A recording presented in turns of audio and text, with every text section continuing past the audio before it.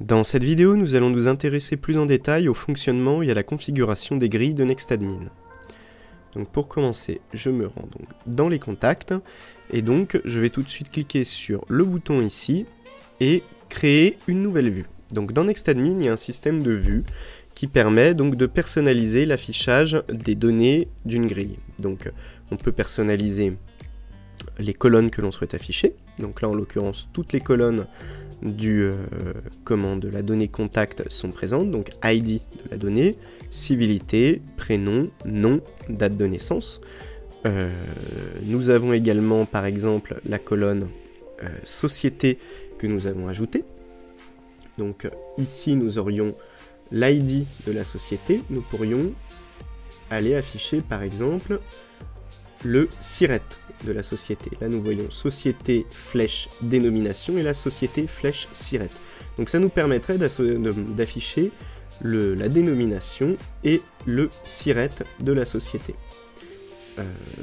Peut-être que nous ne souhaiterions pas afficher l'ID clé primaire donc du contact, donc je pourrais le supprimer. Donc là nous afficherions civilité, prénom, nom, date de naissance, dénomination et SIRET de la société du contact. Je peux ici cocher définir si je souhaite pouvoir directement éditer cette donnée depuis la grille. Donc nous on va laisser ça décoché puisque nous avons une fiche qui est dédiée à l'édition des données du contact. Donc c'est plus précis et ça permet d'avoir un affichage plus adapté pour l'édition. Et ici nous pouvons définir le tri, donc si nous voulons trier par ordre croissant ou décroissant. Donc nous pourrions trier par exemple les contacts par date de naissance de manière croissante. On peut ici définir la largeur de la colonne pour paramétrer son affichage. Voilà pour ce qui est des colonnes. Donc par exemple je vais valider ça, où je vais d'abord renommer cette vue et je vais l'appeler vue avec info société. Et j'enregistre, je valide. Voilà. Et donc ma vue avec info société est présente. Et donc ici on peut voir les informations sur ces trois contacts là qui sont liés à Orange, BNP et Société Générale. Donc voilà pour cette première partie. Maintenant je vais vous montrer comment filtrer des données. Donc je vais créer une nouvelle vue. Et je vais la nommer vue filtrée. Voilà. Je ne m'intéresse pas aux données affichées cette fois, et donc par contre je vais montrer comment filtrer des données. Donc par exemple, je pourrais n'afficher que les contacts masculins. Alors, pour ce faire, je vais en fait finalement fermer cette fenêtre.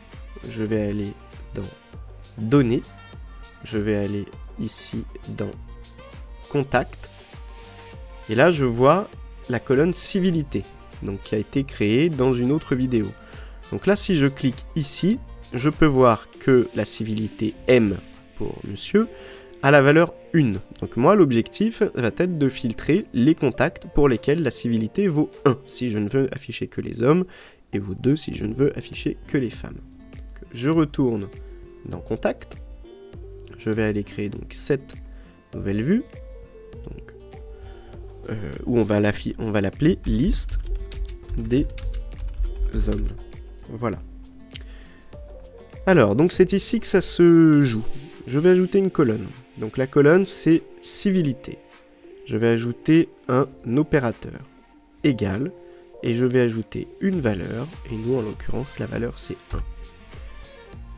Je valide, et donc dans liste des hommes, je n'ai plus que les contacts qui portent la civilité monsieur M.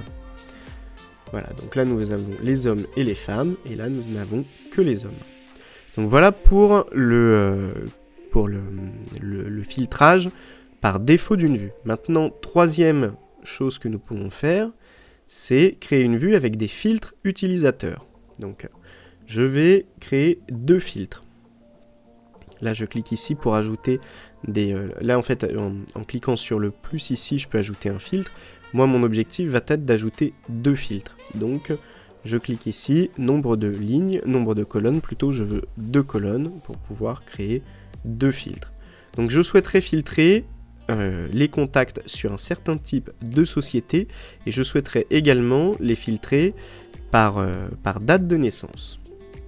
Donc je vais ici ajouter mon filtre que je vais nommer société. Ça c'est le nom du filtre, donc je ne mets pas d'accent.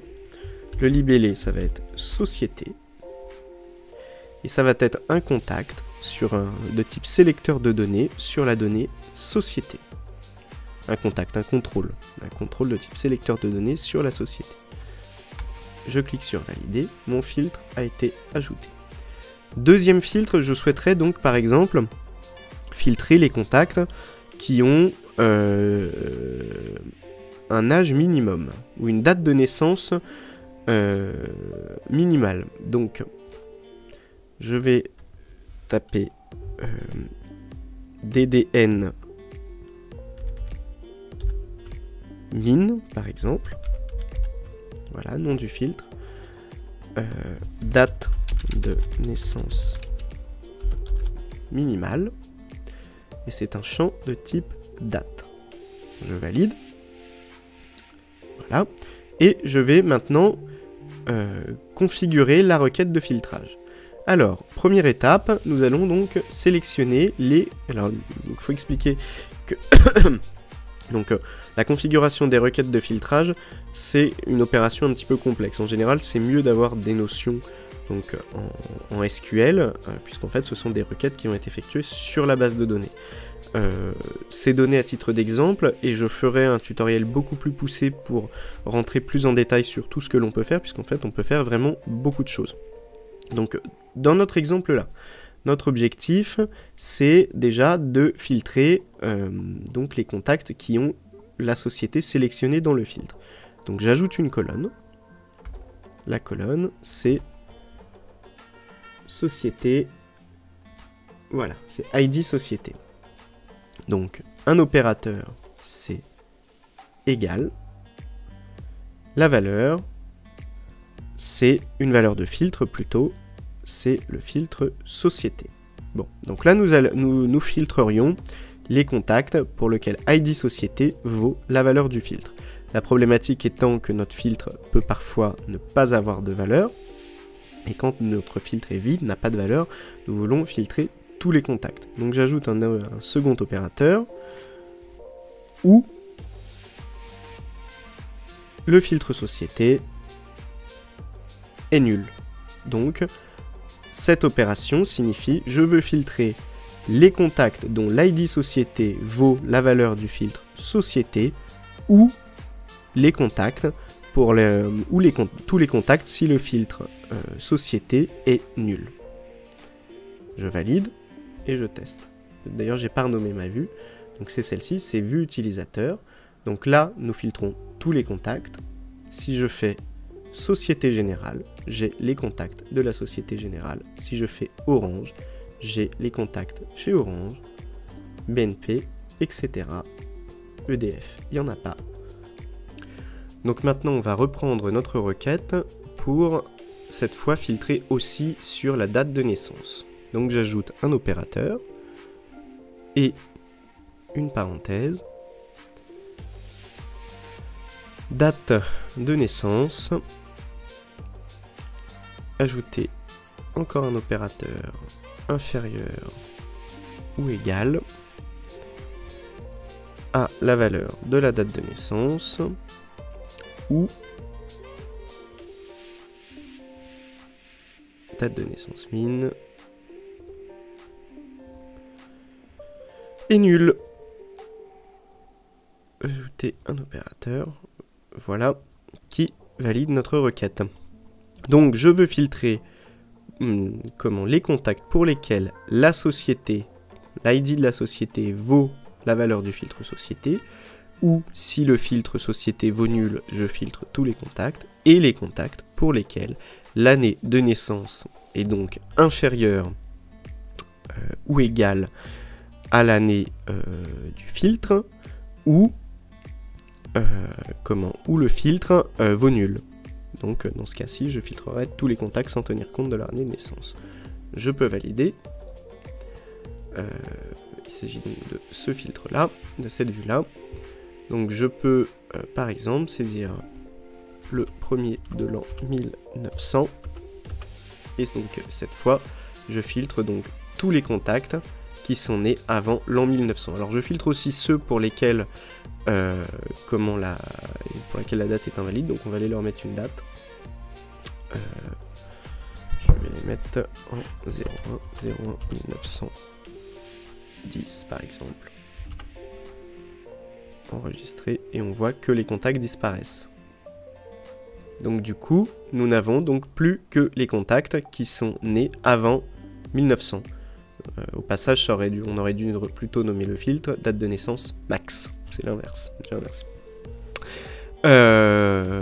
Donc voilà pour cette présentation un petit peu de tout ce que l'on peut faire avec le système de vue de NextAdmin.